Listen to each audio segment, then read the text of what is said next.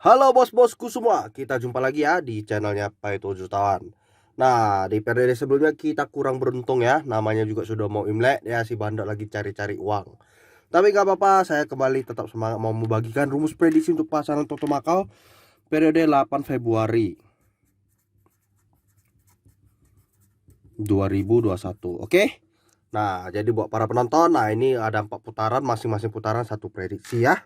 Oke, kita mulai untuk putaran pertama BBFS bomnya 17693, portalnya 1793 versus 82093.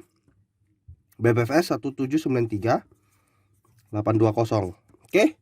Nah, putaran kedua BBFS sebelumnya saya ada di angka 28673. Portalnya 2873 versus 61573.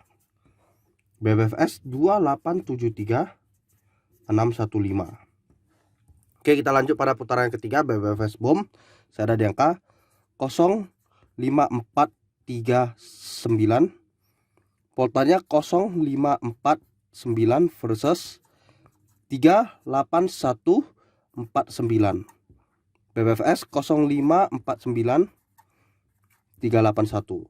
Nah, putaran yang terakhir BBFS bomnya 71698, portal 7698 versus 10498. Oke, BBFS 7698 104. Oke, buat para penonton, angka-angkanya ringkasan untuk setiap putaran sudah saya bagikan.